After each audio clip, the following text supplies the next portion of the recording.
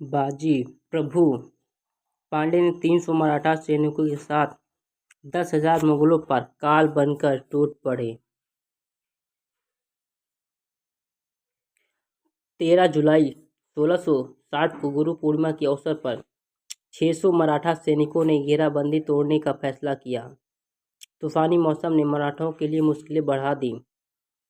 बाजी प्रभु देशपांडे की और शिवाजी महाराज के नेतृत्व में 600 सैनिकों ने घेराबंदी तोड़ दी।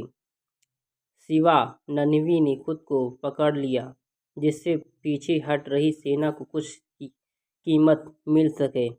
समय आदिल शाही सेना ने शिवा कान्हा पर कब्जा कर लिया और उन्हें पता चला कि शिवाजी पहले ही भाग चुके हैं। सिद्धि मासू के नेतृत्व में 12,000 घुड़सवारों के साथ एक सेना शिवाजी महाराज को पकड़ने के लिए भेजी गई। जब मराठा सेना घोड़खंडी दारे के निकट पहुंचे तो बाजी प्रभु ने अपने राजा को बचाने के लिए वीरतापूर्वक अंतिम लड़ाई लड़ने का निर्णय लिया। उन्होंने शिवाजी महाराज और अन्य 300 सैनिकों को विशालगढ़ किले में भागने दे दिया तथा शेष सैनिकों के साथ घेड़ किंड पर रोकने की पेशकश की, ताकि उनके राजा को किले पर कब्जा करने के लिए पर्याप्त समय मिल सके। शिवाजी महाराज ने अनिच्छा से सहमति व्यक्त की और विशालगढ़ पर अपने सुरक्षित आगमन पर संकेत देने के लिए 3 तोपों के गोले दागने का फैसला किया। बाजी प्रभु के भाई फूलजी ने भी लड़ने के लिए वहीं रुकने का फैसला किया। दोनों हाथों में दंडपुर लेकर बाजी प्रभु और उनके वफादार 300 मराठा सैनिकों ने घोड़खंडी दारे को अवरुद्ध कर दिया और सिद्ध जौहर के नेतृत्व में 12,000 मजबूत आदिल शाही सेना के भिड़ गए। बहादुरी 300 मराठा लगभग 15 घंटे तक लड़े। गंभीर रूप से घायल होने के बावजूद बाजी प्रभु ने लड़ाई जारी रखी। दुश्मन सैनिकों की आहट से लड़ते हुए एक के बाद एक सैनिक शहीद हो गए, लेकिन जैसे जैसे लड़ाई आगे बढ़ी वो स्पष्ट हो गया कि कौन सा पक्ष सैन्य रूप से बेहतर और अपने कौशल में प्रयुक्त था। कुछ मिनटों में लड़ाई आदिल शाह की सेना के नरसंहार में बदल गई। हर मराठा सैनिकों ने एक के एक बाद दुश्मन सैनिकों को काटते हुए हर हर महादेव के नारे लगाए। मराठा योद्धा शंकरी घाटी में पिंजरे में बंद बाघों की तरह थे, जो अपने नाल वाले दुश्मन मुगल सैनिकों की लहरों को पीछे धकेलते और नष्ट करते जा रहे थे।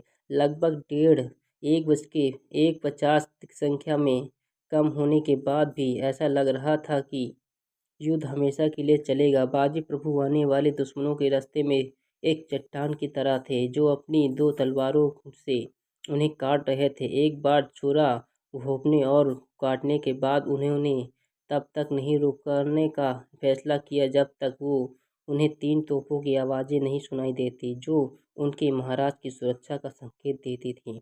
एक बार ऐसा लगा कि वो अपने चोटों के कारण हार मानने वाले हैं और बेहोश हो जाएंगे, लेकिन दृढ़ इच्छा शक्ति के साथ वो दृढ़ और मजबूत रहे और लड़ते रहे। महान बाजी प्रभु देशपांडे तब तक नहीं रुके जब तक कि उन्होंने तोपों की आवाज़ें नहीं सुनी।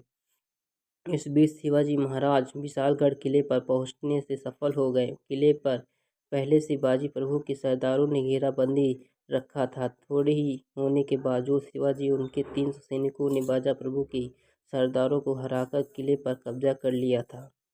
शिवाजी महाराज की विशालगढ़ की सुरक्षित यात्रा का संकेत न तीनों तोपों को गोली की आवाज़ से हुआ। तोपों की आवाज़ सुन गर्वित और बहादुर बाजी प्रभु देशपांडे ने वीरगति को प्राप्त की। स्वयं स्वराज के लिए अपने प्राणों की आहुति देने वाले बाजी प्रभु और अन्य 299 मराठा सैनिकों के सम्मान में शिवाजी महाराज ने घेर पर नाम पावन किद रखा। लगभग 4,000 बाजी प्रभु सैनिक मारे गए, 400 और घायल हुए। शिव 300 मराठा सैनिकों की वजह से हुआ, जिन्होंने हर हाल महादेव के नारे के साथ युद्ध लड़ा। ऐसा युद्ध घोष जिसे उनके वंशज आज भी भारतीय सैनिकों के रूप में मातृभूमि की सेवा करते चिल्लाते हैं। अगर आपको हमारी जानकारी अच्छी लगी हो तो हमारे चैनल को सब्सक्राइब करें, कमेंट करें, लाइक करें, शेयर करें, बेल आइकन दबाना ना भूलें।